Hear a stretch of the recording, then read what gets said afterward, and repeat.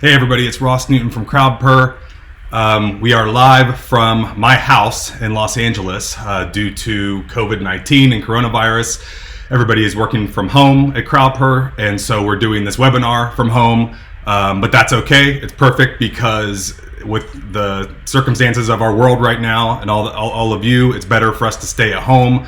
So this video is about how you do a live trivia game remotely, virtually, for your students, if you're an educator, for your employees, if you're a company, for your patrons, if you're a DJ or trivia host, for your congregation, if you're a church, a lot of different use cases for this, and I'll talk about a lot of the ways that people use Crowdpurr.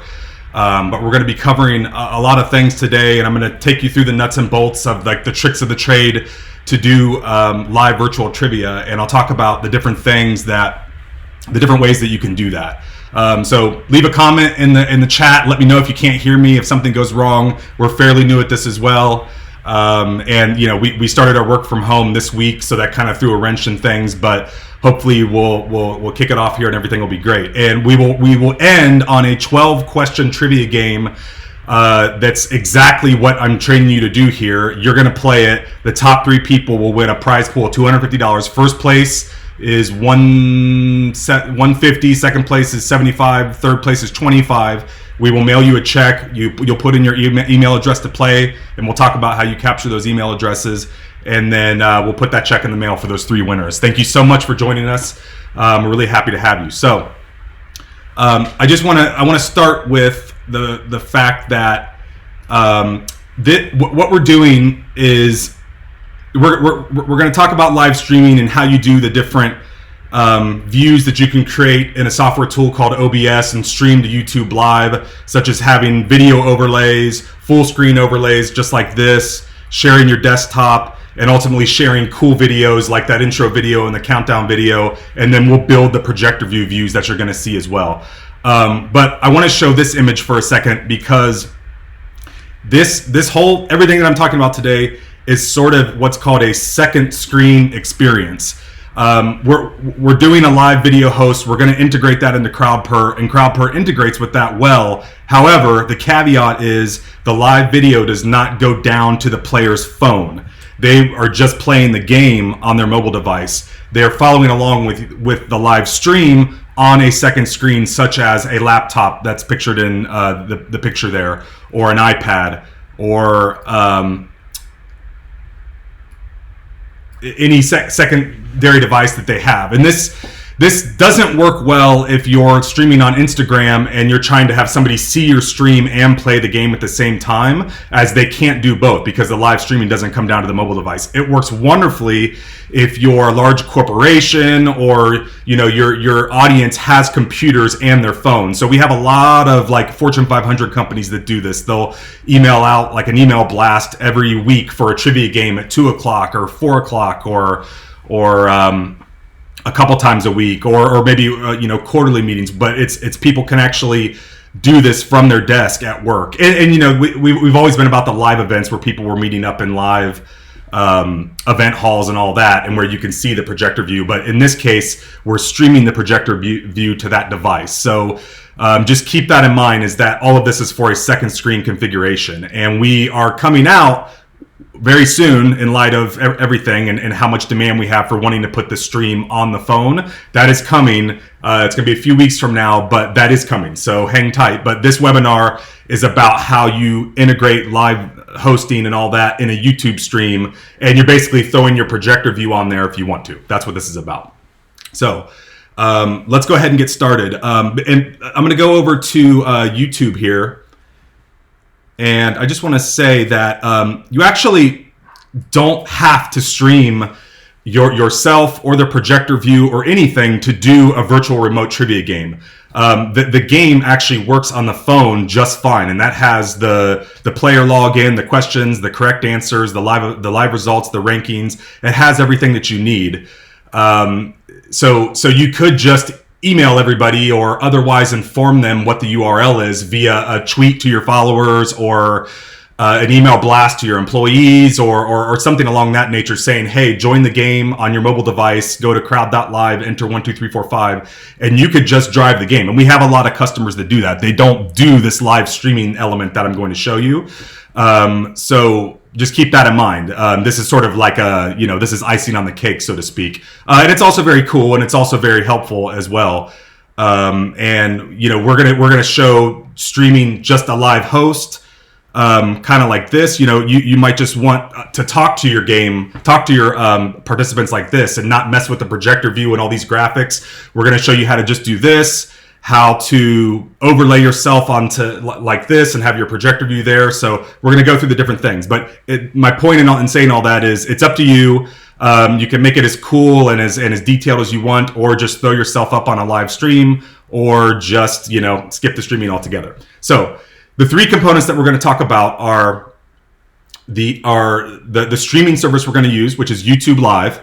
We're going to talk about Crowdpurr, that's the trivia game, and we're going to talk about OBS, which stands for Open Broadcast Software.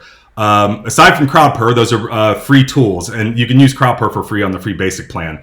But YouTube Live is free, and OBS is a free download, and we'll get to that in a second. So basically, YouTube Live is what streams the content to all of your viewers. Crowdpurr operates the trivia game, and OBS is what lets you do the cool layering of the projector view and the video feed there. So that's where that gets involved. And that also lets you do the really cool countdown graphics and a lot of really fun things that give it that HQ kind of vibe. Rest in peace, HQ, by the way.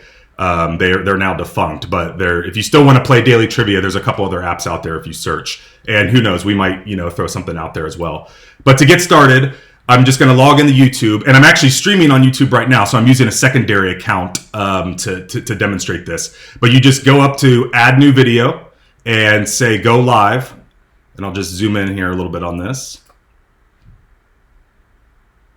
And what this is going to do is, by default, this is going to try to set up a webcam stream. And basically what that's going to do is, if you do this from your phone or from a computer with a webcam, such as a MacBook Pro,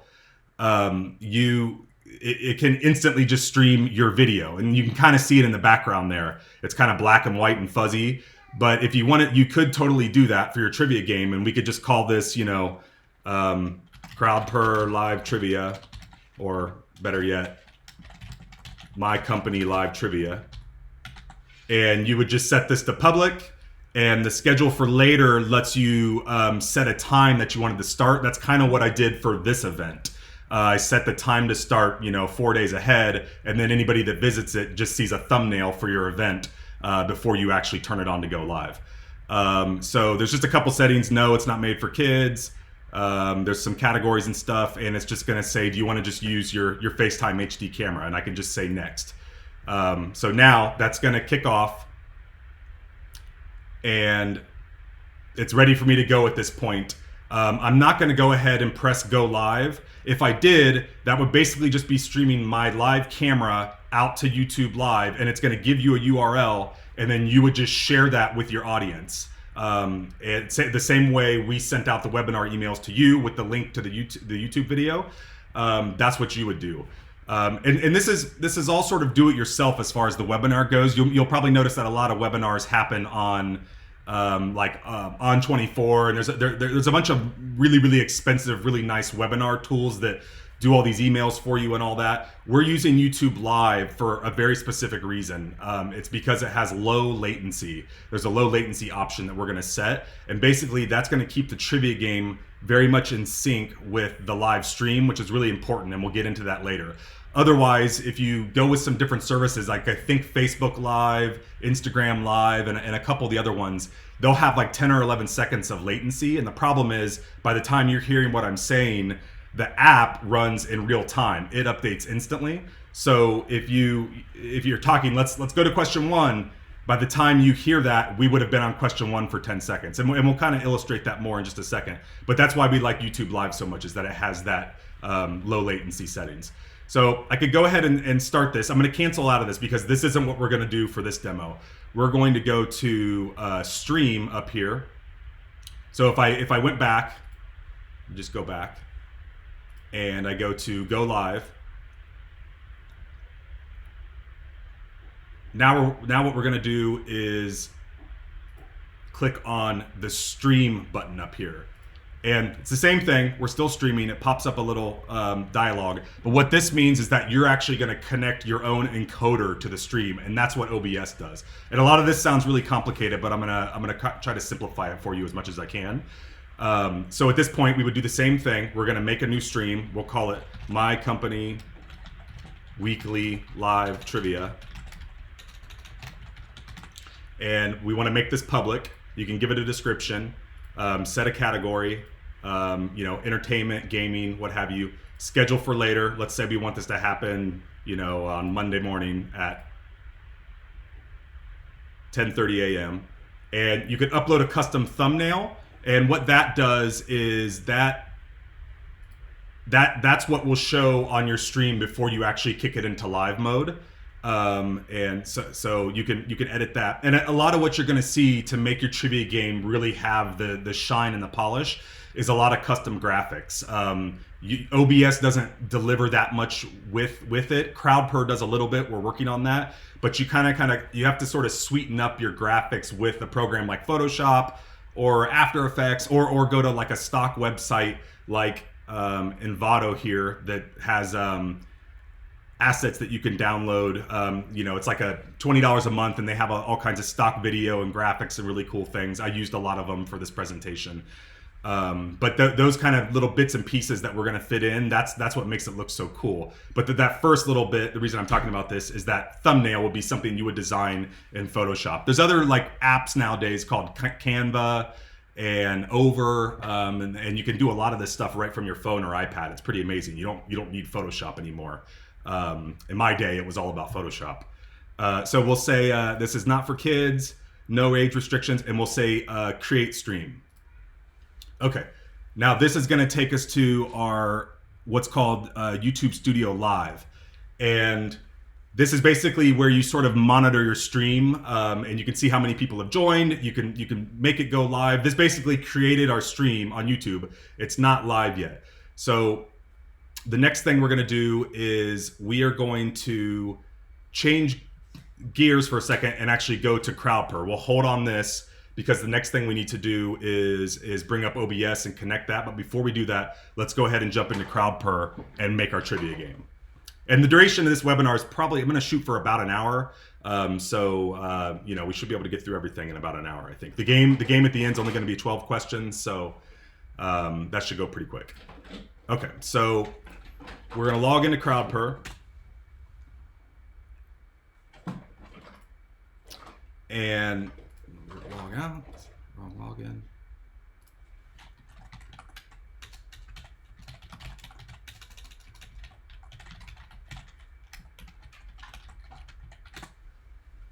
Okay, this is the game we're going to play in just a little bit, and we're going to go to create new experience, and this is going to be the trivia game that we're going to build. We're going to create a points timer trivia game. This is our most basic trivia game. It's where the faster people answer, the more points they get. We also have Survivor trivia like HQ, where you have to you stay in until you answer a question incorrectly. And we have team trivia and a couple other things. But for the purpose of this, we're going to do a points timer trivia.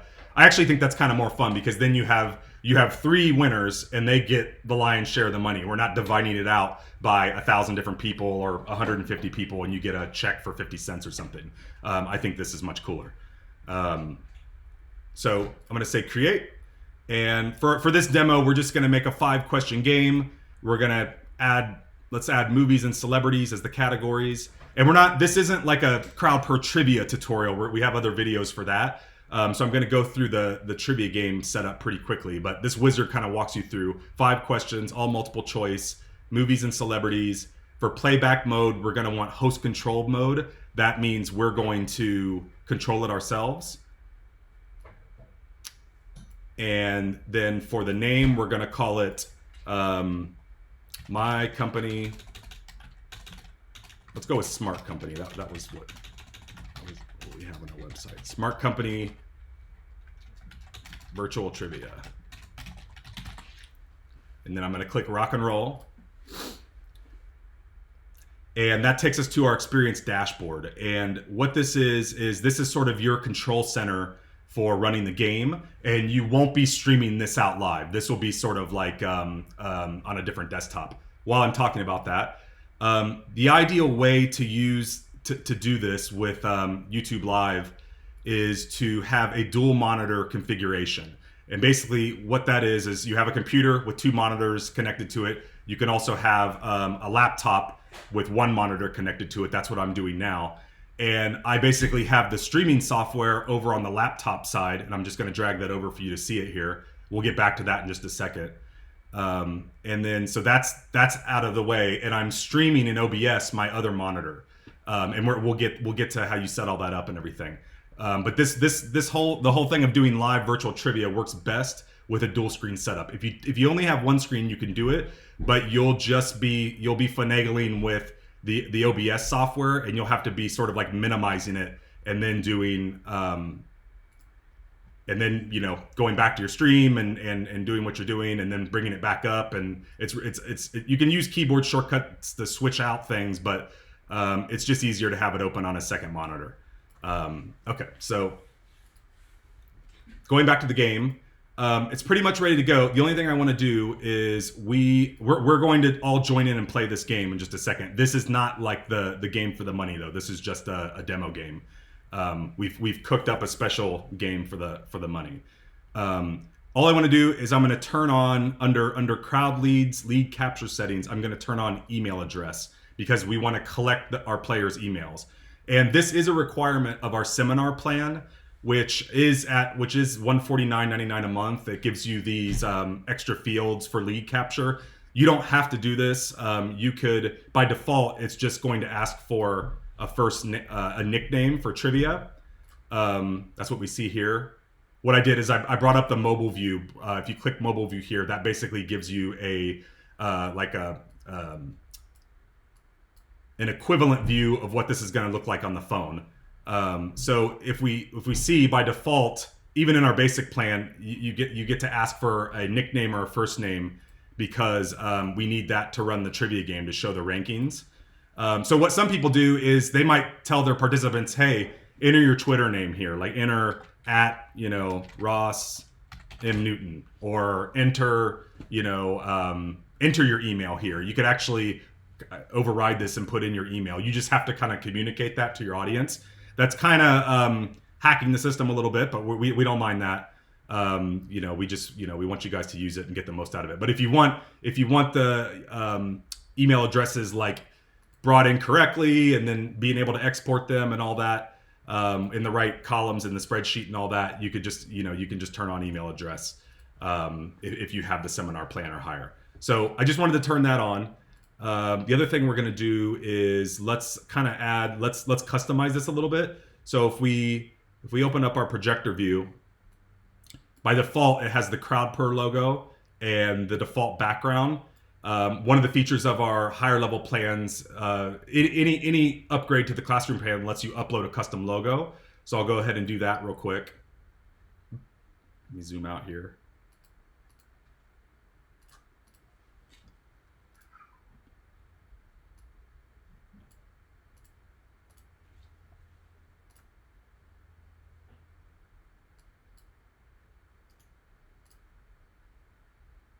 And now we can see our logos on the mobile view there. And then we can also, on the mobile view, let's go ahead and upload a custom background. And this is sort of like a demo theme that we have on our website that just kind of demonstrates what you can do with the conference level plan. Doing backgrounds is a conference level plan feature, which starts at $249.99 a month. This is not a sales pitch meeting. I'm just, for clarity, I just wanted you to know like what levels these will work with. Somebody's asking, will Zoom work? Yeah, that's kind of what I was saying before. There's Zoom, there's Facebook Live, Instagram Live, Twitch. All of them will work. Some of them just have lag time. And if you don't mind the lag time, it's fine. You can use anything. Some of them are like 10 or 12 seconds behind, which is just weird because when you say, let's go to question 2, they'll hear that 12 seconds after their app actually goes to question 2. And we'll kind of get to that in a second. But we're going to do some other webinars about using Twitch, which also has low latency settings. Zoom, we'll definitely do Zoom. we'll be doing those as well. But it all kind of works the same. The difference is with YouTube Live, it lets you connect this OBS software, which gives you much more flexibility in what you stream. With Zoom, you're kind of locked into streaming the desktop or streaming a window on your desktop. OBS has a lot more power, and we're going to get to that in just a second. So last thing I'm going to do is if I go to, I'm going to click on Projector View, and this is what we're actually going to stream to our audience from Crowdpurr. This is basically, we want to stream ourselves as a live host, and we want to stream the Projector View so people can follow along. And the only thing I want to do is just add a custom background to this.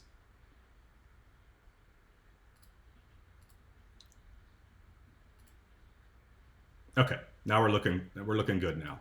Okay, so basically we're ready to go. The trivia game's ready. The only thing last thing I want to do is the URL. Your crowd has to know how to join this experience.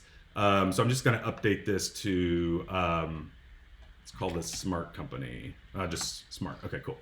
And we have, we can do custom URLs and different things. I'll get to that in just a second. But basically, when we're doing this setup here, the second screen, your audience has to know two things to join this and to play. They have to know the YouTube Live URL. That's what we sent out to you in the webinar. If they know that, then you can take care of getting them into the trivia game, and I'll show you that in just a second. But from a base point, they have to know how to get to your live stream. And I was just going to show, here we go.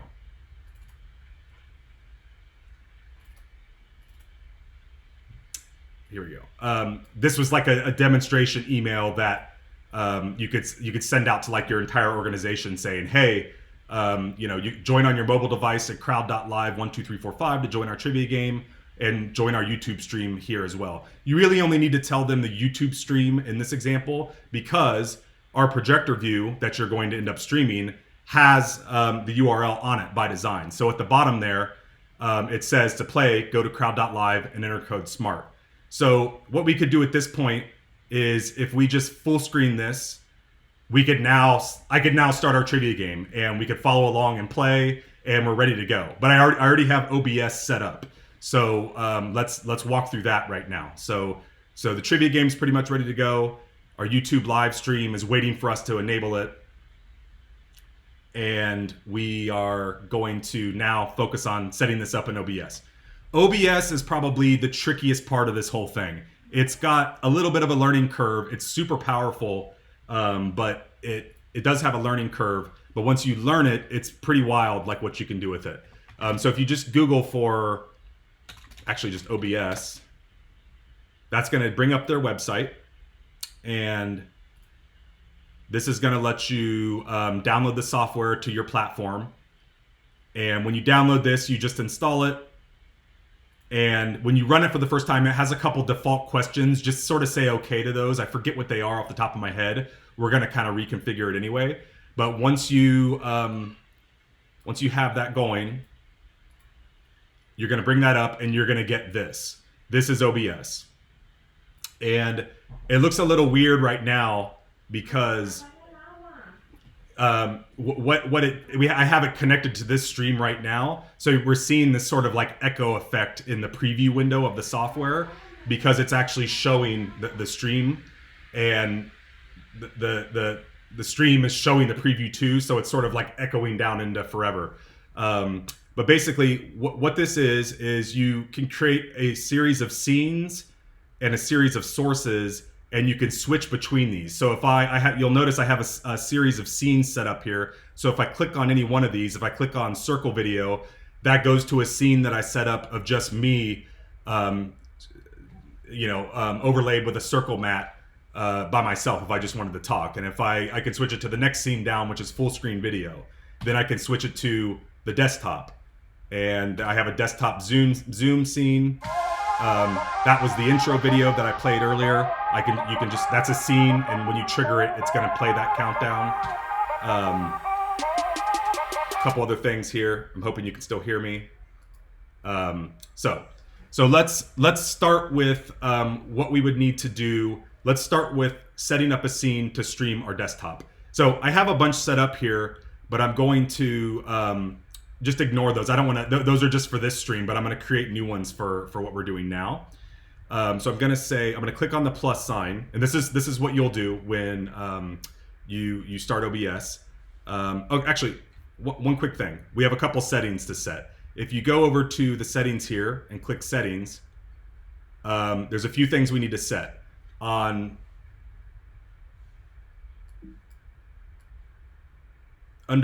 general, you can leave all this alone. Under stream, we'll come back to this in just a second. This is how you connect OBS to YouTube Live. For output, low latency only works in 1080p on YouTube Live. So the bitrate you're going to want to set is 4500 kpbs, and that's recommended by YouTube for high def. You can set this to all different kinds of settings. 4500 kilobits per second is what you're going for. Software encoder, you can leave that on software x264. Audio bitrate is fine. You don't really need to adjust anything else here, just that video bitrate. Audio, you can pretty much leave alone. Under video, these are grayed out right now because I'm streaming, but you're going to want to set your base canvas to 1920 by 1080 and your output scaled resolution to 1920 by 1080. Set both of those to just high def, and basically that tells YouTube that you're streaming just a standard high def video. And YouTube Live supports 2K, 4K, a whole bunch of big resolutions and everything, but they just don't stream that well in streaming mode. They have to have latency, they have to buffer, it's too much information. In the future, we'll have low latency at 2K and 4K, but at the moment we're just using 1080p. And that's okay for live streaming. This isn't like your trivia game's not, people aren't reading fine text and all that. For this tutorial, it might be a little tough, but for an actual live trivia game, you're just going to be seeing video in the projector view. So this is all going to work awesome. Okay, so for hotkeys and advanced, everything else is okay. So at this point, we can say okay. And what that's going to give us, this software is showing the window in the middle is a 1920 by 1080 preview. And what we're going to do is base canvas 1920 by 1080 and output 1920 by 1080. So if you had nothing here, pretend like I have nothing going in the scenes, and we're going to start from scratch here. So I'm going to call this, the first scene we're going to set up is called desktop. Actually, let's call it external monitor. Oh, I already have that one in use. Let's call it external monitor demo. Okay. And so that just creates an empty scene for you. And because we set it to 1920 by 1080 for the canvases, our preview is going to be at 1920 by 1080. And if we go under sources, we just click the plus here. And basically, these are all the different things you can bring into OBS to connect to your stream. And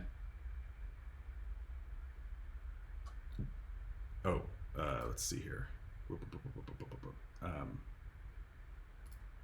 Okay, I'm back. I clicked off of this. Let's see here. All right, so let's try this.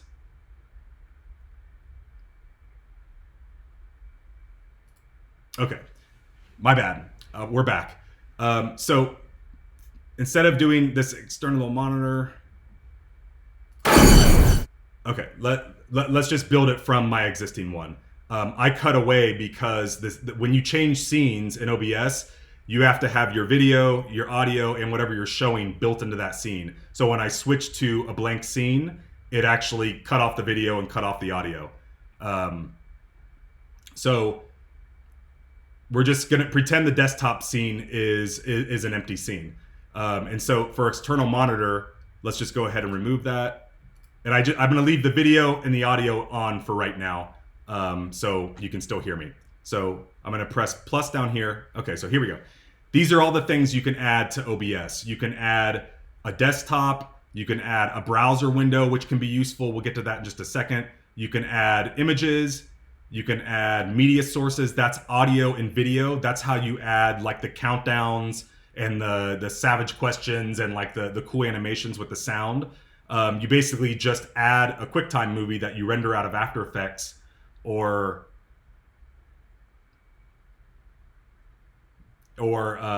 get back render out of After Effects or download from a streaming from the Envato, that asset website, and you can connect those and do that.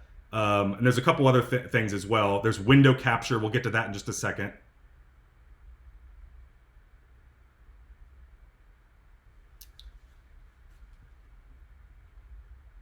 Okay, so we're going to, let's see. Okay.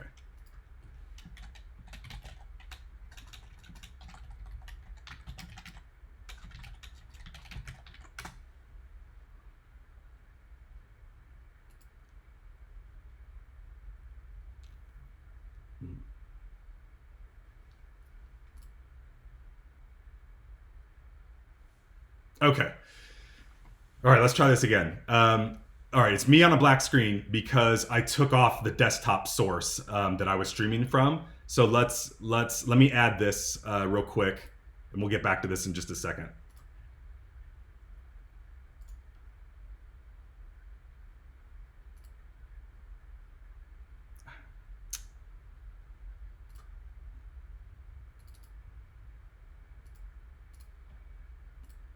Okay, there we go.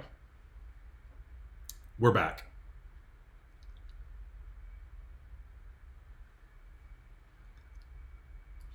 There's a lot of resources on OBS out there. Okay, we're back.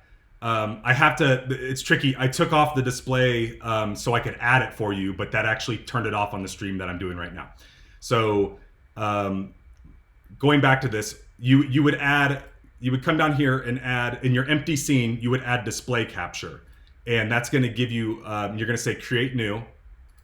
And that's going to give you the option of which display you have connected. And I have 0 and 1, so it's kind of hard to tell which one. But if you select one or the other, that is that will show you which display you're going to be streaming.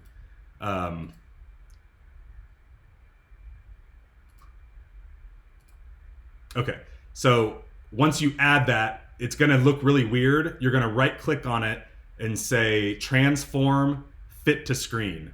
And then that's basically what I've done is I've taken my external monitor and I'm now streaming that. It's squeezing it down into the 1920 by 1080 canvas that I'm streaming on YouTube.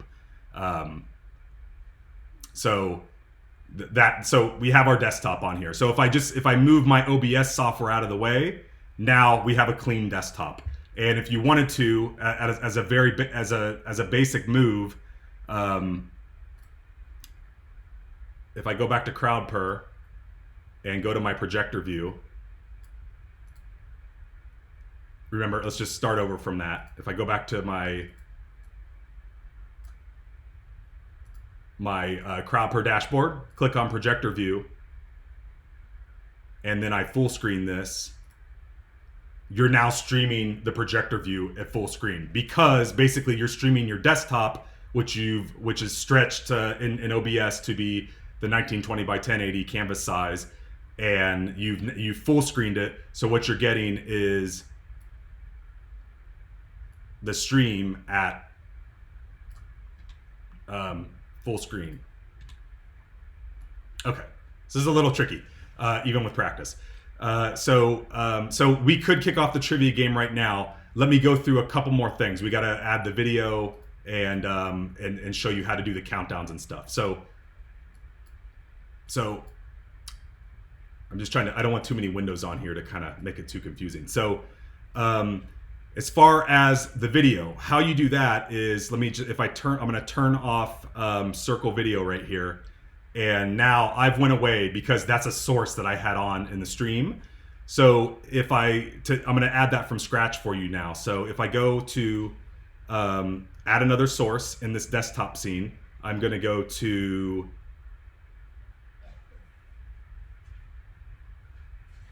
video capture device and say create new. and then that's going to ask what device you want to use. And if you're connected to a MacBook Pro, or I assume a PC with a webcam, you click on the FaceTime HD camera, click OK, and now that has added me right on top of the stream. And you'll notice down here in our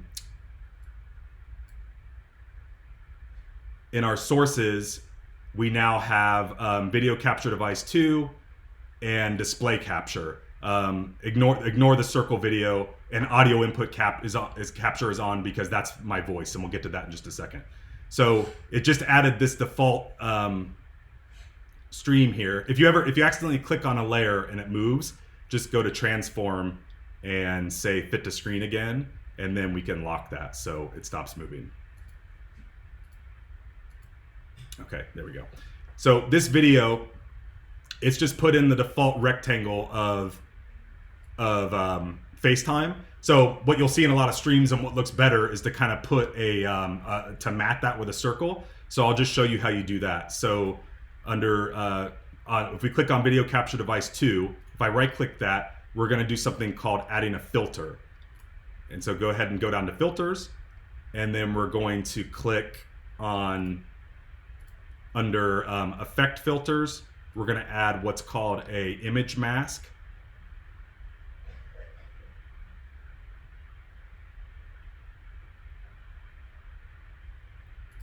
So there's a question about the camera. The camera is on my laptop, which I'm not streaming from. All you're seeing right now is the desktop of my external monitor.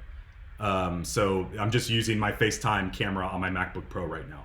And it's using the microphone on my MacBook as well. So if I click OK under image mask and blend, that's going to let us bring in a image that we can use as a mat. Unfortunately, in like I said, in OBS, it's a little bit tricky. It doesn't kind of do everything for you. There are some third-party streaming tools just like OBS that do a lot more things for you, but if you want free, you have to do, it's a little bit of legwork involved. So I'm going to bring up this circle mat image that I made. So we made this in Photoshop, and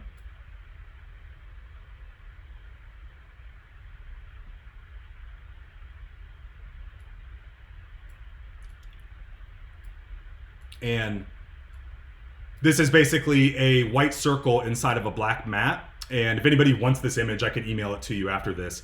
But what we're going to do is use that in OBS to mat our video. So I just was wanting to show you that. So if I go back to OBS and go to image mask and say, just leave it on alpha mask is fine, color channel, and browse and go out and find that image on the desktop, circle mat JPEG, and open that. And you'll see that immediately applies the circle mat to the video. And you want to make that about 500 by 500 pixels, but it doesn't matter. It stretches everything for you nicely.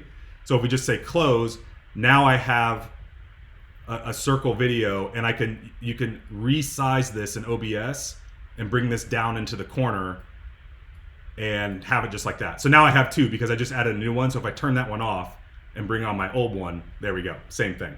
So that's how you do that. And the second thing you're going to need to hear the audio is you're going to need to add audio input capture. So once again, we go down to the plus and we go to audio input capture, the first one, and say create. Actually, you can usually these are already created. You would just say add existing and click on mic/aux, and that's going to use your MacBook Pro's audio. I had a Bluetooth headset I was trying to get working, but we had some problems with it. So we're just using the microphone in my MacBook Pro, and that works pretty good. So I'm just going to hit cancel there so I don't add this. But if you did that, you would now have, I'm going to delete these other ones I made just to demonstrate. So you would now have three sources. You would have circle video, audio input capture, and display capture. And those three things are the desktop that we're streaming, the video from my FaceTime camera, and the audio from my FaceTime camera as well. And that's what you're seeing here. Sorry about the some of that confusion there. A little tricky, but that's how you do this basic kind of setup. So, and the cool thing is that if you have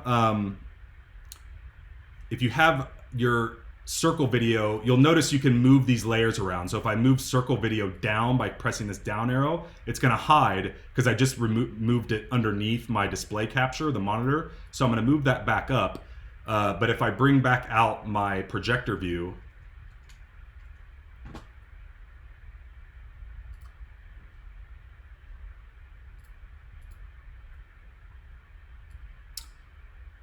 and I'm going to move my OBS software off of my streaming desktop for the moment, and so it's hidden. So if I full screen that, now you can see I've got the projector view with myself laid over top of it, and you can edit the size of this, drag it out to wherever you want.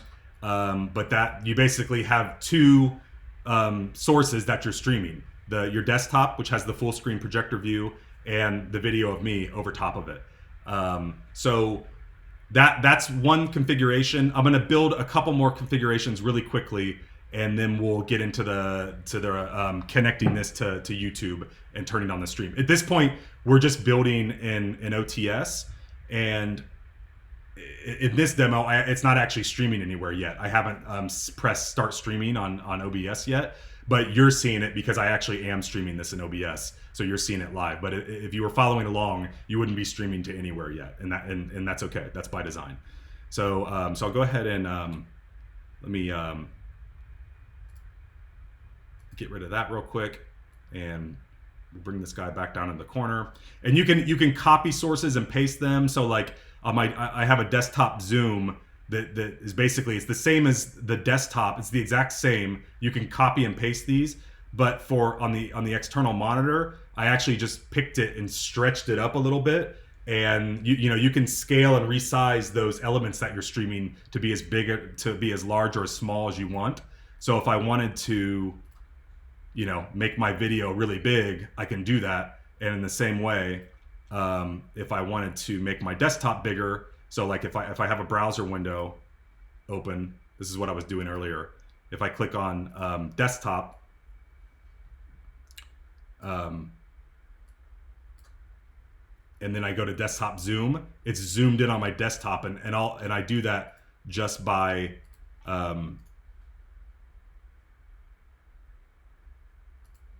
taking, if I do right click, fit the screen, that makes the desktop the same as the other desktop that we had here. We've got desktop and desktop zoom. So under zoom, if I just take this and stretch it up and reposition it, we're now sort of zoomed in on the desktop, and that makes it easier for tutorials, when I'm showing you settings and things like that in programs. Okay, so let's do the intro countdown. Let's do that real quick. So if I click on intro countdown, it's gonna jump to the countdown, counting down. This is basically just a video.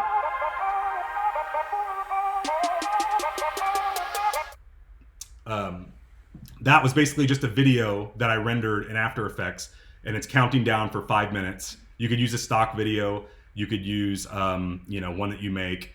There's even some plugins for OBS that overlay countdowns and everything. But to make one of those, you basically just say, we'll say add new source, and we'll call this countdown video.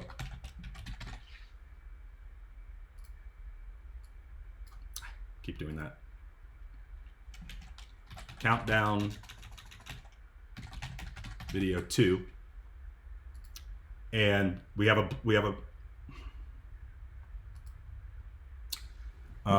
okay, I have to make it inside of this scene that I'm streaming, because it's going to cut away. So let's pretend desktop was countdown video 2. All we would do, I'm going to go ahead and turn off the display capture and just leave the video and the audio on. So what we would do is say add, instead of a display capture, that's your monitor, we're going to add a media source, and we'll call this countdown timer. Say okay. And then all this does is this lets us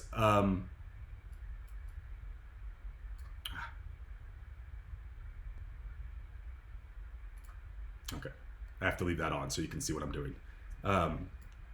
So that brings up a dialogue. Let's start over. Let's take this out again. Okay, so if I go to media source, that's any audio file or video file. So we'll say countdown timer. And then that will let us browse out to that video file. And like I said, these are files you can download from asset websites like Envato. If you have artists, you can make them yourselves. You know, if you want the fancy countdowns and all that stuff, you have to, you know, have the videos to be able to show them. So if I go to Crowdpurr Marketing and I go to Live Virtual Trivia Webinar and go to Renders, 5-minute countdown is right here. So I'm going to open this up, and what we're going to do, we don't want this to loop.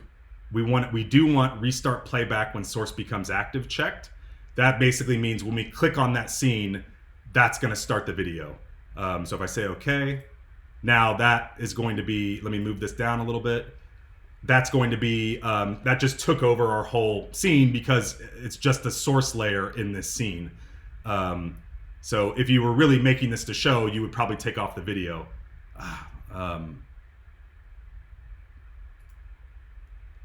Okay, cool. Thought the audio was off for a second.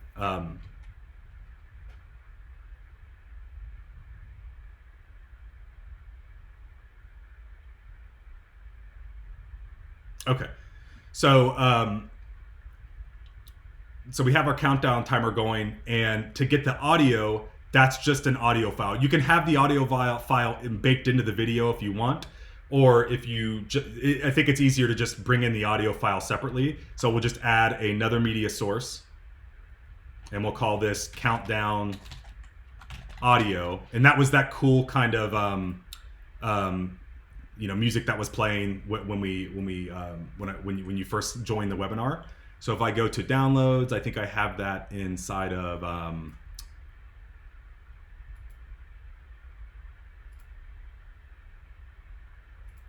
I have it as text showcase, and so I'm going to just say text showcase.wave, and we want this one to loop because this is not 5 minutes long. It's only like a minute long.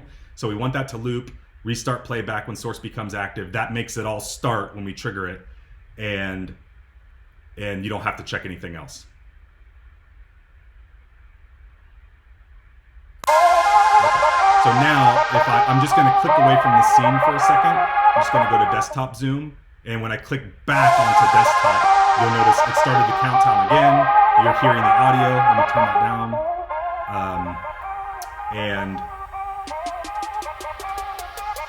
And this is going to run until you switch the scene. So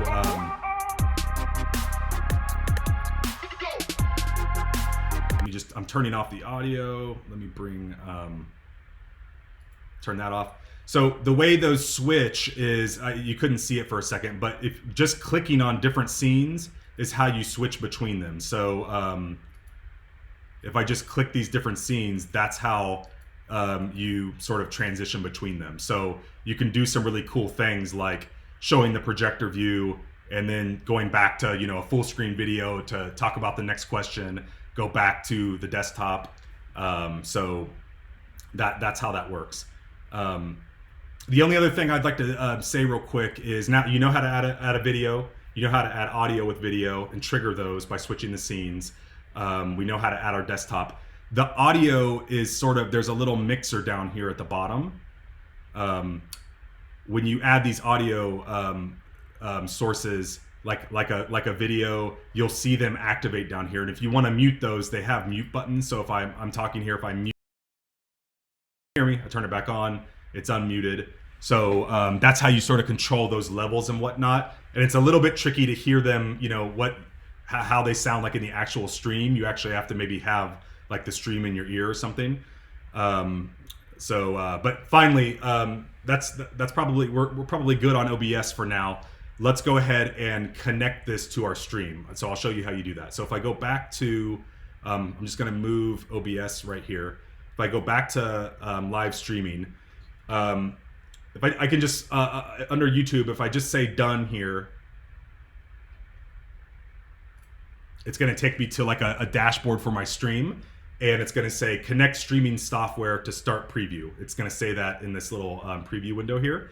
And what you need to make this work is the stream key. That's sort of like a IP address of your of your stream with a password baked into it, and that lets you connect your OBS software to YouTube. So if I just copy this and I go into settings in OBS and I go to stream, you're going to paste this right here. And this is all disabled because I'm actually streaming right now.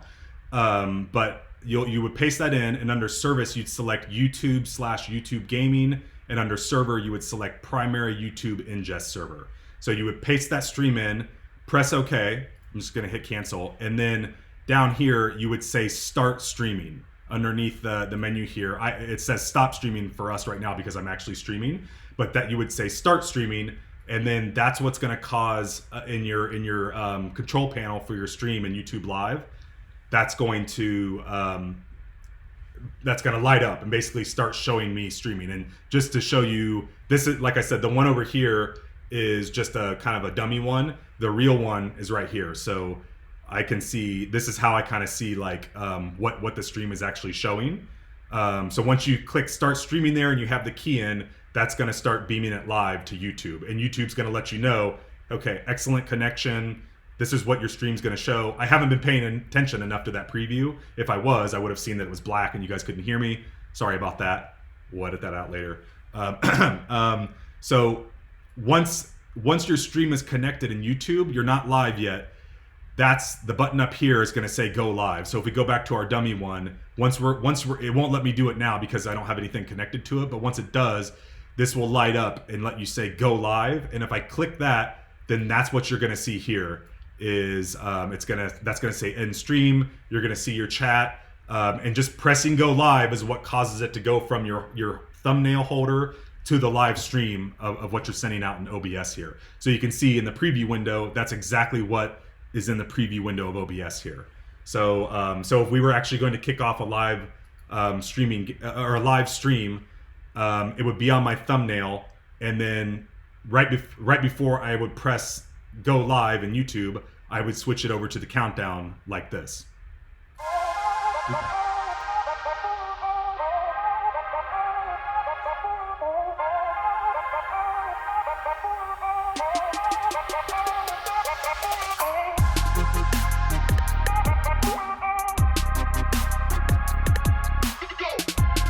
Okay, so that had the music and the video in it, and you would just let that run for 5 minutes. And then there was another countdown I made that I triggered as well. So if I clicked on that, right as the 5 minutes counted down, I would click on countdown here, and that's going to trigger the second countdown that I made.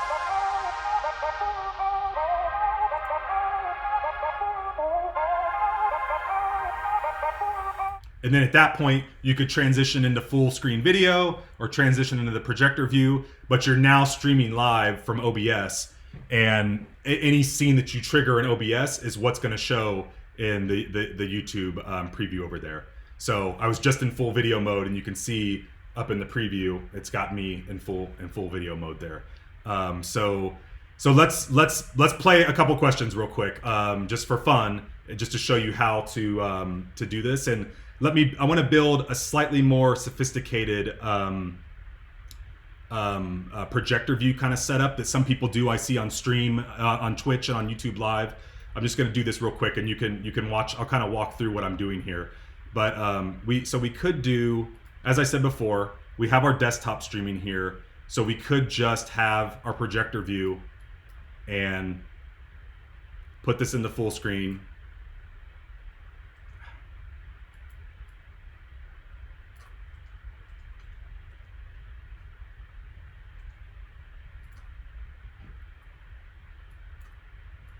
And overlay this like this. But let's do something. I want to do something slightly more interesting. What I'm going to do is I'm going to I'm going to duplicate this desktop real quick so you guys don't lose me. Just call it desktop 2.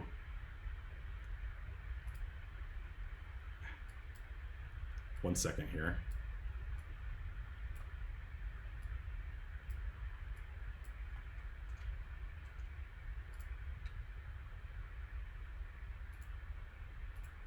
Okay. So what I want to do is I'm going to rename desktop 2 real quick to I'm going to call this framed projector view.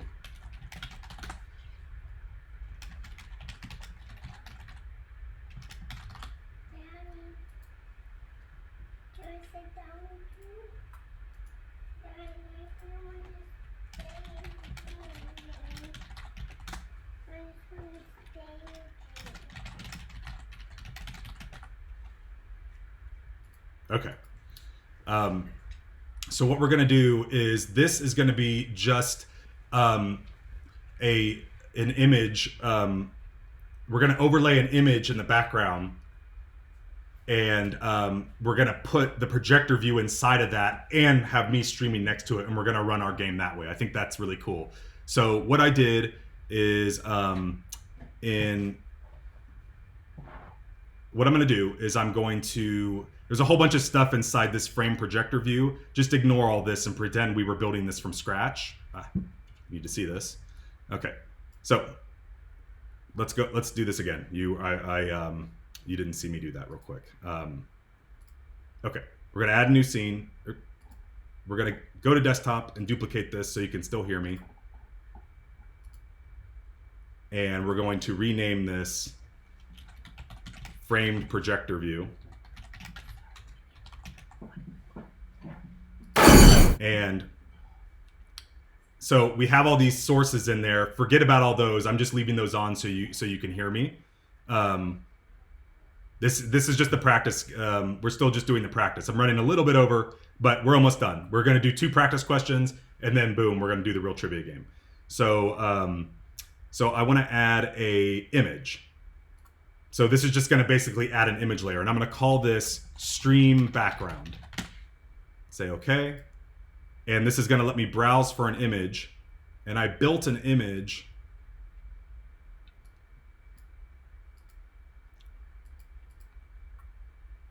Say okay. And I'm just...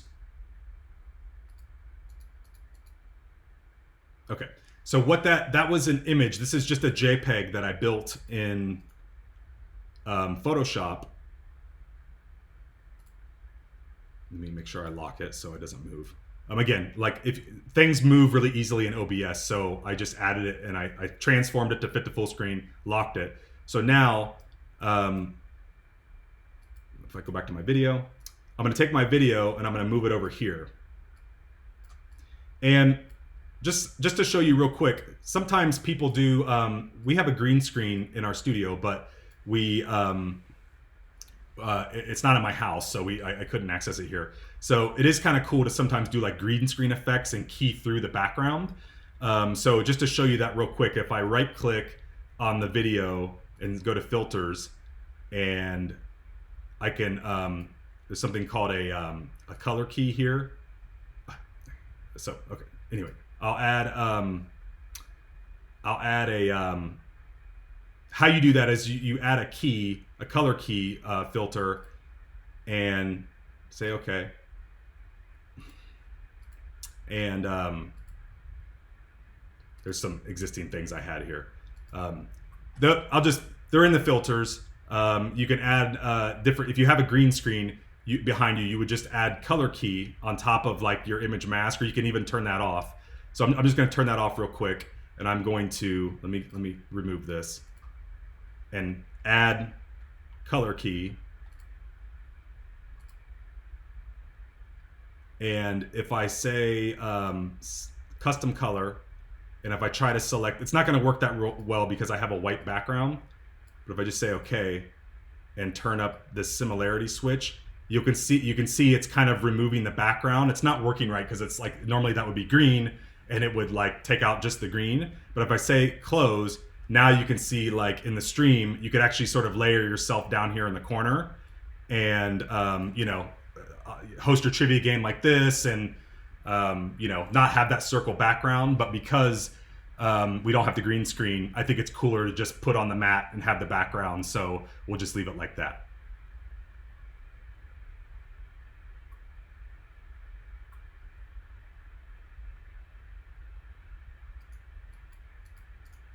So let me set it back to the way it was.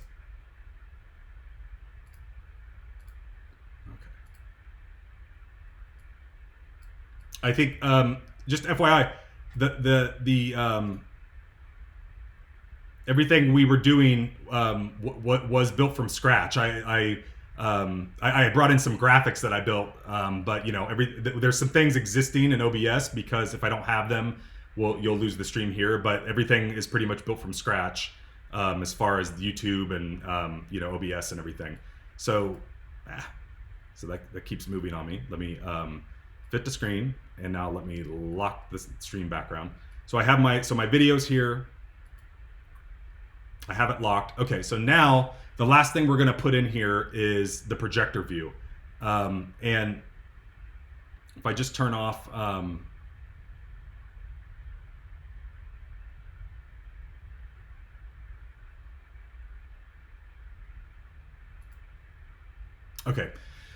Okay, I realized you couldn't see a bunch of what I just did. So going back to that real quick, if you right-click Circle Video and go to Filters and add a color key and turn that on, that's what does that transparency. Now you can kind of see what I'm doing here. So you would just go to Add, Color Key, and then select, you know, the background. And if it were a green screen, it would look nice. It's not, so that's why it's kind of trying to key through me. So we're just going to leave that off and keep it like this for now. So I have to leave. Okay, you have to see my desktop so you can see what I'm doing here. So the last thing I want to do is we're going to add a new source called browser. So we're streaming my desktop right now. If you can do something called a browser, and that actually overlays a browser window directly into OBS. So I'm just going to call this Projector View.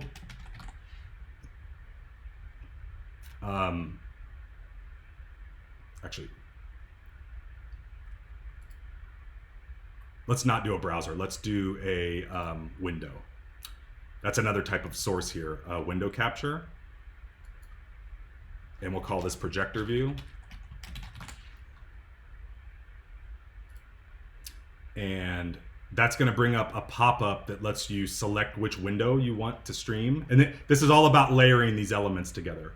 So if I go to that one, yes, okay. So there's the projector view. And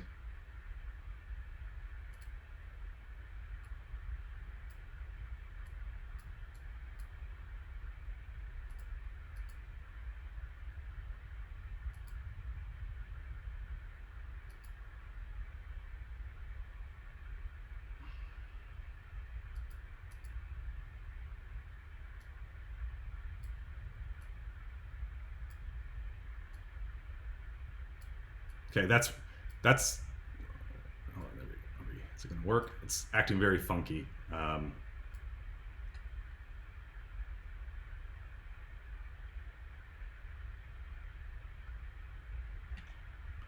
So you can take that and resize it, and I'm going to crop off the top there. So now if I turn back on my stream background, we get a view kind of like this, which is basically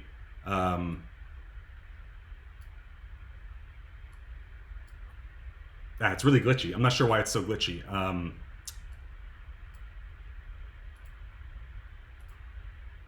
There we go. Did it calm down there? But this is that advanced layout where you basically have a JPEG background with some graphics that we put onto it, my live streaming overlaid onto it, and we have the projector view now baked in as a window. I think it's the glitching stopped. I had to kind of move some windows out of the way. But this is kind of like the really cool way a lot of people do it. I like this quite a bit because it lets you kind of put your own graphics in with the projector view, have you there next to it, and now we can kind of start our game. Okay, so let's do a quick demo question. So if everybody on their phone goes to pull out your phone and go to crowd.live and enter code SMART.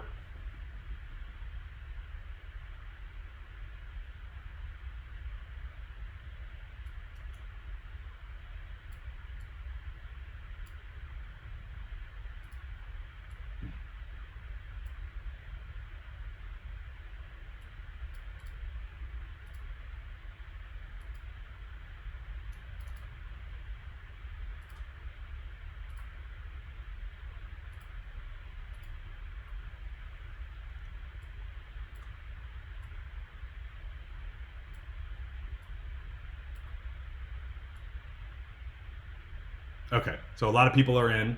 Okay, so now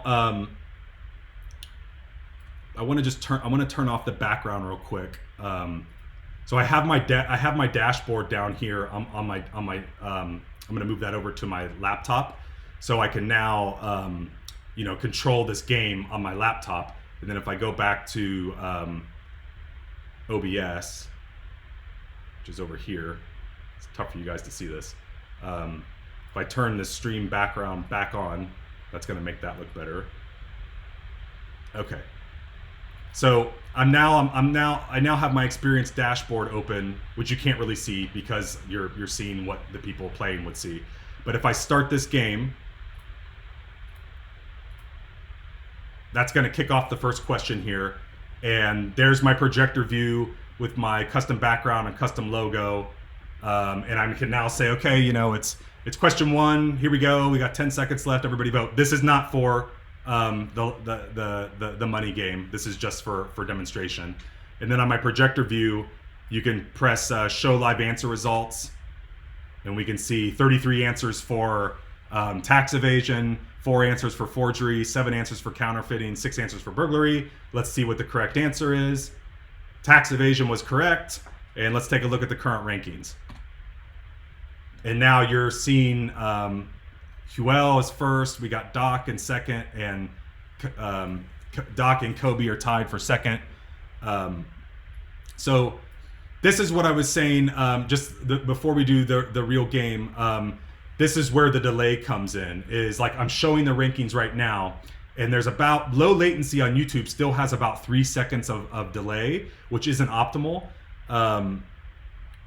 It'd be nice if it were like 1 second or less than that, but 10 or 12 seconds gets really bad, because when I say, okay, let's go to question 2, and I press that on my keyboard to go to question 2, the app is going to update instantly, but you're going to hear me say, let's go to question 2 like 10 seconds later or so. So with the low latency, it just makes those two things happen even quicker.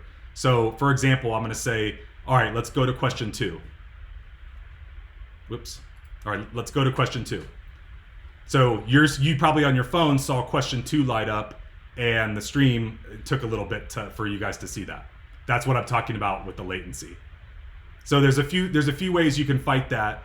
You can sort of you can say let's go to question 2 and then wait a couple seconds before you actually trigger question 2. That works really good. So you kind of get the hang of that as you try it out. I would definitely practice, do some dry runs and all that. So we got 45 answers for Michael J. Fox, who played Alex B. Keaton on the sitcom Family Ties. Correct answer, Michael J. Fox. New rankings are Doc in first place, Mel in first place, and Harrison in third place. Okay, so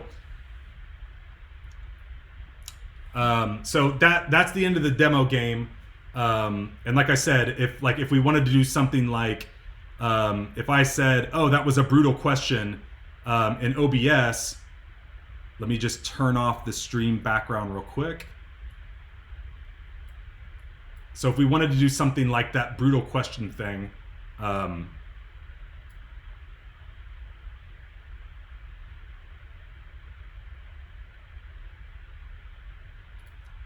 okay.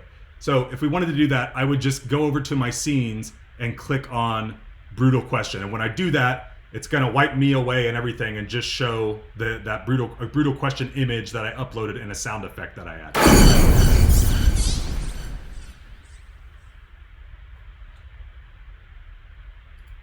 Okay, so now I can come back.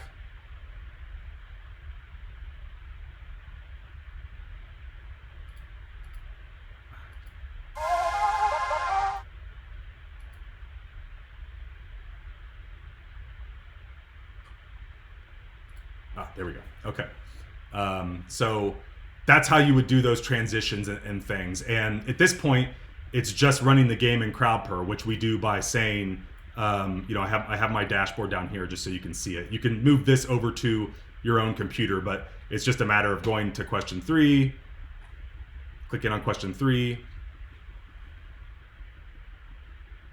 And the projector view, I have that as a window source inside of my list of sources here. You might, I know this was kind of a fire hose in OBS, but if you back it up and try to go step by step, I think you'll get it.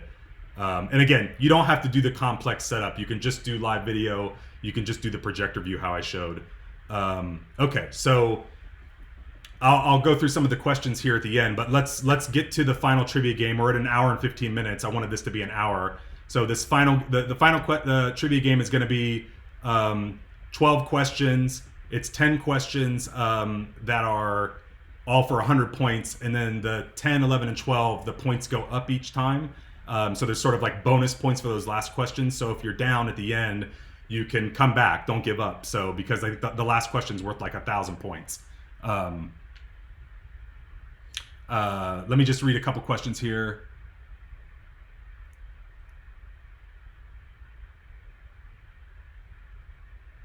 Yes, please email us at help@crowdpurr.com or chat with us at crowdpurr.com or call us at our support number. That's 626-684-4412.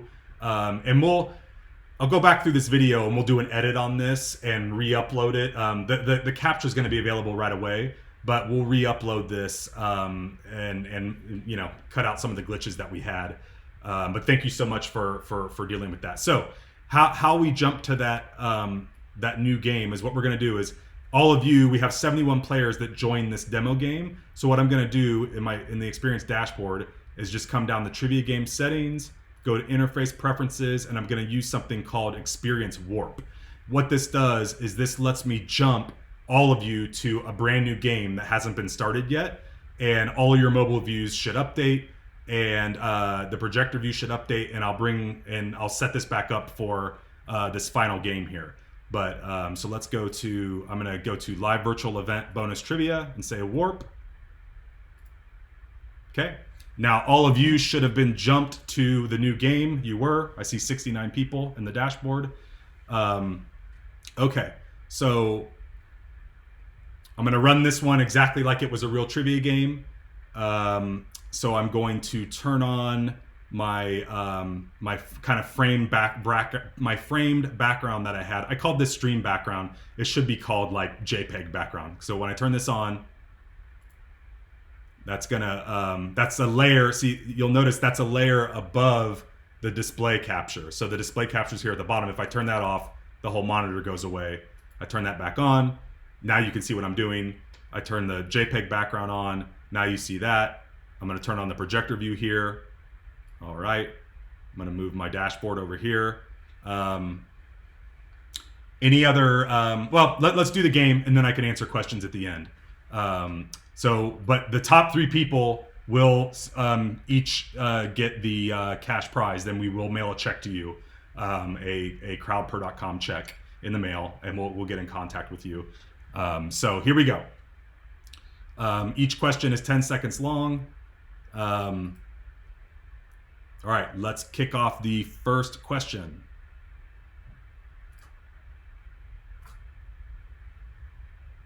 Which pop star has the best performing album of 2019 entitled When We All Fall Asleep, Where Do We Go?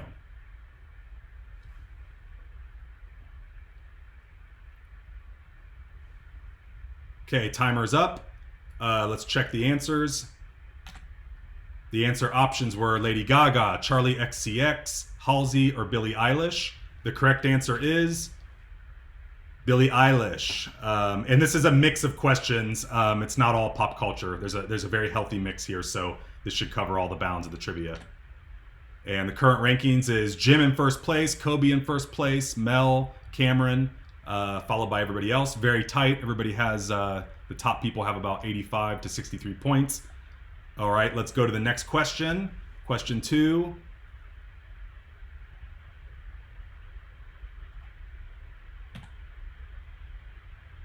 Which NFL team overcame a 25-point deficit to win the 2017 Super Bowl? So that we're starting easy here, so everybody is in contention, but the questions will get harder.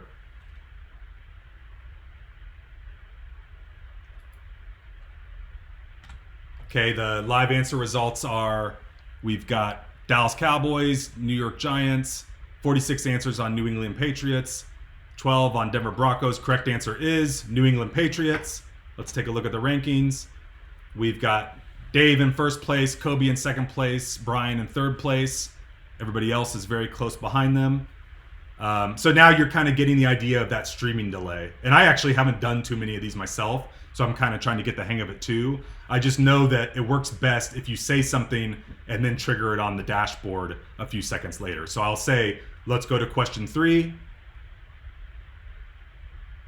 Giving that a few seconds. Then I trigger it. All right. In what ocean did the Titanic sink? The Arctic Ocean, Atlantic Ocean, Pacific Ocean, or Southern Ocean? And if you wanted to get crazy with OBS, you could be triggering sound effects right now. You can have, different scenes with sound effects and all that. So somebody had asked, do we have sound effects or audio on the mobile view? Not yet, but you can have them in this second screen. And when we bring streaming to the mobile view, you'll have the sound effects from the stream as well. So correct answers answer results are Arctic Ocean, Atlantic Ocean, Pacific Ocean, Southern Ocean. Looks like everybody thought Atlantic Ocean. The correct answer is Atlantic Ocean. Very good. Everybody so far knows the answers so far. Still got Dave in first place, Melissa in second place, Kevin in third place. All right, let's go to question 4.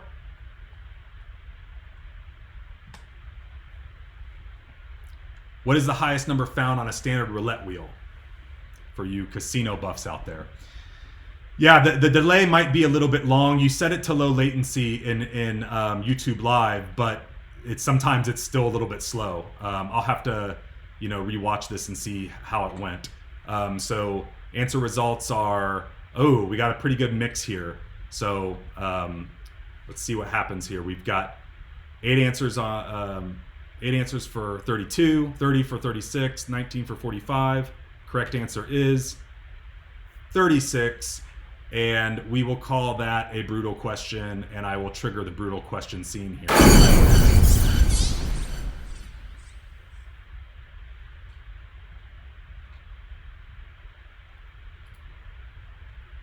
And let's go back to the rankings.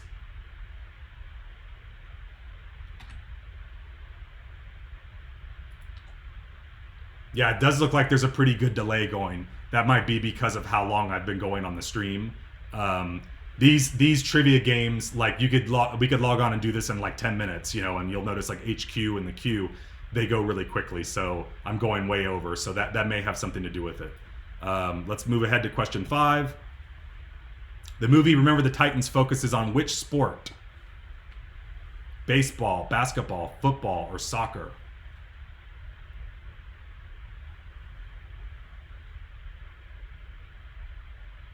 Okay, let's look at the live answers, see how everybody voted.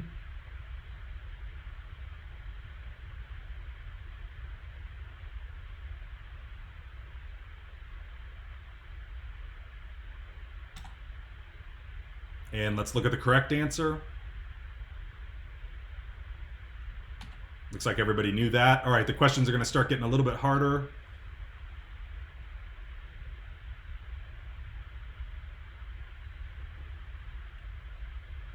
Still got Dave in first place, Kevin and Patrick in third. Let's go to question 6.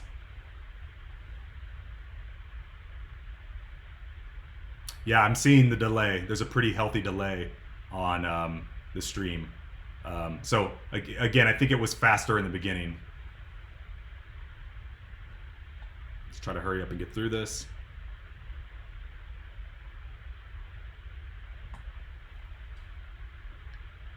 In the poker game Texas Hold'em, how many cards are dealt to each player? 2, 3, 4, or 5? Another fairly easy one.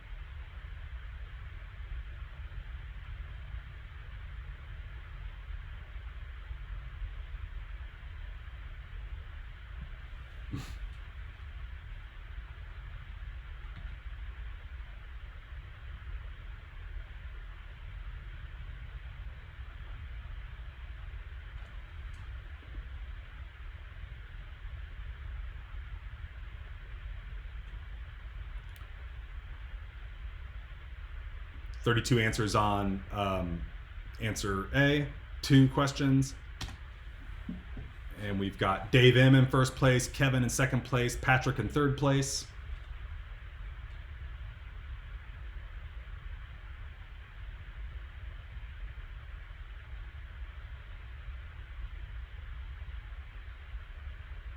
All right, let's go on to question 7.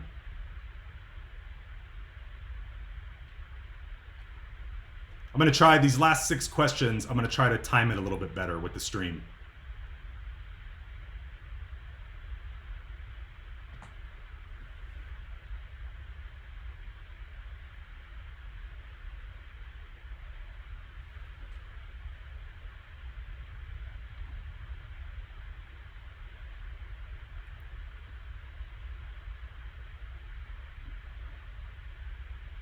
What is the most common element of air? Oxygen, argon, neon, or nitrogen? Thank you for the spelling correction on the ocean there. And let's take a look at the live answer results.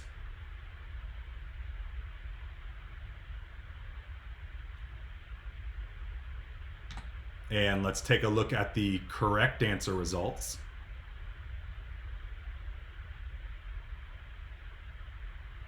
I'm triggering the scoreboard after every question.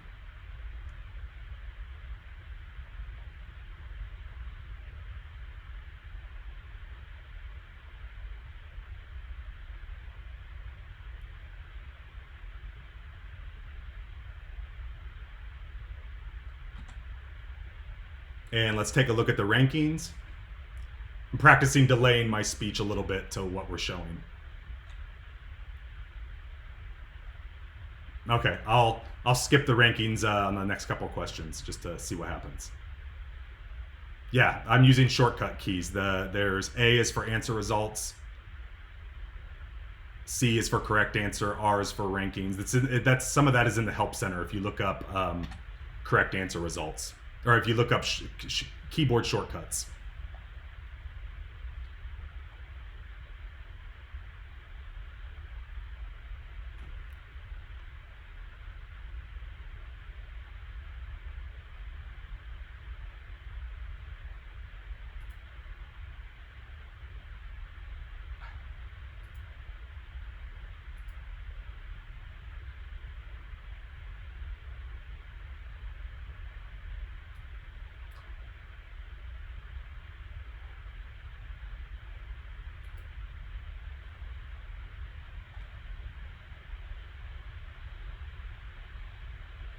The stream's really delayed. Okay, that also could be with how many people are working from home as well. What does an umbrometer measure? Solar strength, air pressure, rainfall, or radar distance?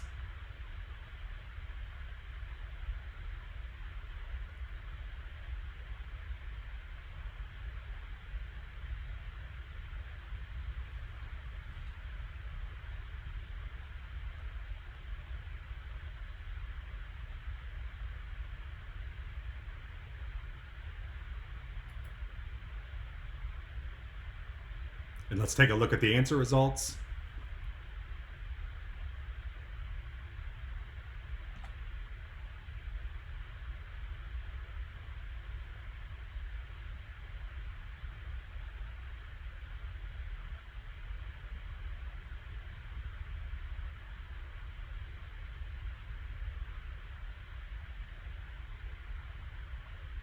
And let's take a look at the correct answer. Yeah, I think the delay is so bad, it's pretty hard to do this. Again, I think it's because we've gone on so long, and all the traffic and everything. It should be about 1 or 2 seconds.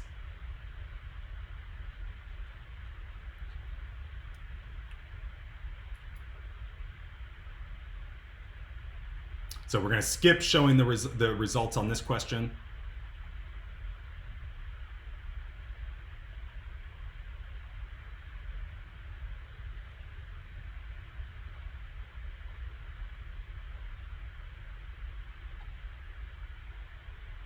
Correct answer is rainfall. Let's go to the next question.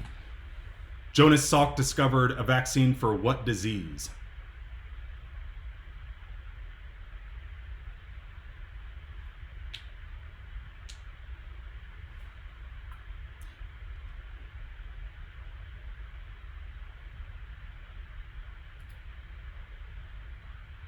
And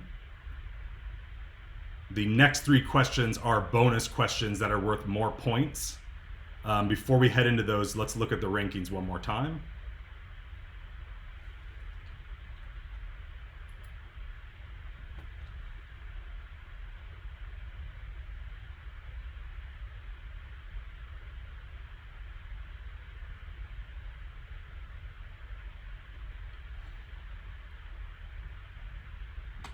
Let's look at the live answers. And the correct answer is polio. Most of you knew that. And let's check out the rankings one more time real quick and see where everybody stands before we reveal the final winners after the next 3 questions.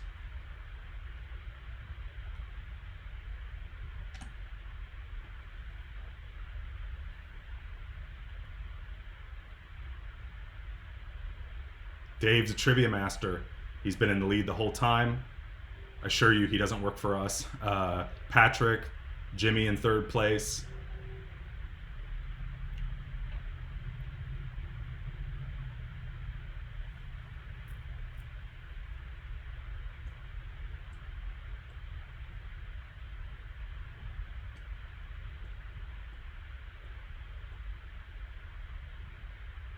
It's good that I'm actually doing this, and Crowdpurr's doing this to kind of get a feel for how the delay can affect this and everything.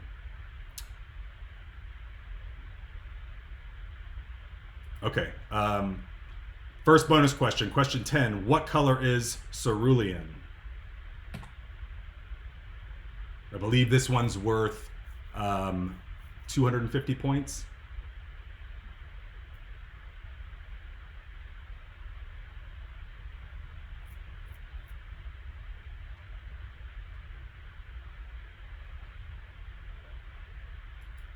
And live answer results, 69% voted blue, and the correct answer is blue. And let's just go ahead and jump into the next question. What is the name of Thor's hammer? Old Norse, Mjolnir, the Grindstone, or Svartalheim?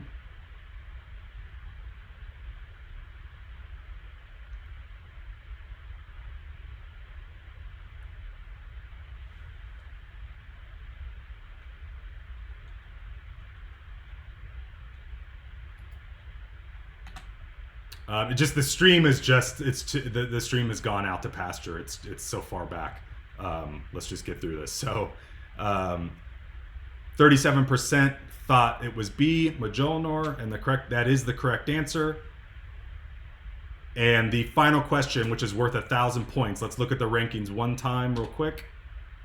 Oh, Kobe took the lead, overtook Dave on those bonus questions. So we got Kobe in 1st place, Jonathan in 2nd place, Dave M in 3rd place. Last question, worth 1,000 points. This could change everything. So here we go. What company introduced the first handheld calculator in 1967? Hewlett-Packard, Texas Instruments, National Semiconductor, or Toshiba? And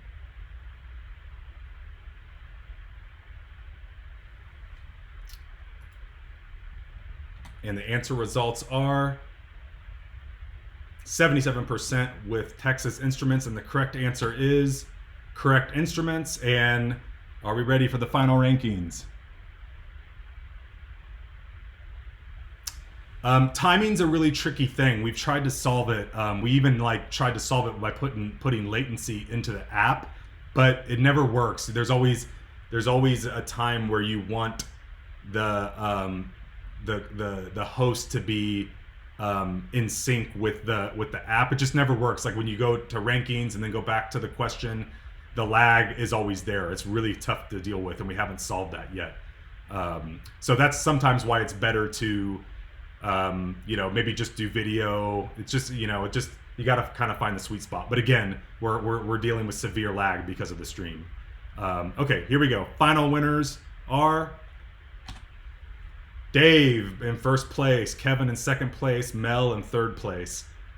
So thank you so much for playing. Those top 3 players will get an email from us to where we can mail their check. Thank you so much for joining this. I know it was kind of crazy, way longer than I thought, a little bit more complicated to do than I thought, because of how I'm trying to show you on my desktop what I'm doing, but also stream at the same time, and how all of those inputs can turn off when you change in those scenes. The next time we do this, you can copy it. Once you add a video and a microphone, you can actually copy and paste that into all your different scenes, so it's always there and it connects up. So, but please let us know if you have any questions. help@crowdpurr.com. You can chat with us at help.crowdpurr.com, and we're always available by phone. But if you do something like this every week, you can make a pretty awesome following about it. And we have a lot of customers that are doing that. A lot of social media channels, a lot of influencers, private companies. They're doing this very thing. And again, you don't even have to have the streaming aspect of it. You could just have a game, on your own, and just let people know the URL, and you can just drive it from the desktop. So I was just driving that from this experience dashboard right here. So thank you very much. Everybody, please be safe. We'll go in and edit this video and kind of clean it up, and the recording will be available immediately on our YouTube channel, but we'll go back in and clean this up, and add whatever we need to add to kind of spruce it up a little bit. And stay tuned for streaming on the mobile device coming in a few weeks, and we'll do another webinar for that. And we might just do this webinar again now that we've practiced it a little bit. But thank you so much. Have a great weekend. And any questions here? If you guys want to hang for a second, I'll answer the question. Prizes in cash is not legal. In 48 of the 50 states, that's considered a lottery. Anytime that you, to charge them and give out a prize. I mean, if you charge somebody like $1 to play, and then there's a prize, that's a lottery, and that's illegal in most states unless you're like sanctioned by the state. So giving out a cash prize for what we did with no purchase required, that's not a lottery. And so you can do that all day long, but you can't. It's really hard to kind of charge and then give out a prize. Anybody that's doing that is doing it illegally, as far as I understand it. And in our terms and conditions in Crowdpurr, it says that kind of like what you do with the prizes and even your content that you have in the app is all yours. We can't be responsible for, copyrighted stuff that you upload and charging people. But if you want to take a donation, or if you want to charge somebody, that's your decision. I'm sure people have done it before, but that's the legality as I understand it. That's sort of why HQ Trivia, they never charged any money. They charged like a subscription fee to play. So there's some interesting things with all that. Phone number is 626-684-4412. And you can find that in any email that you get from us should have that at the bottom. If it doesn't, I'll have to add that.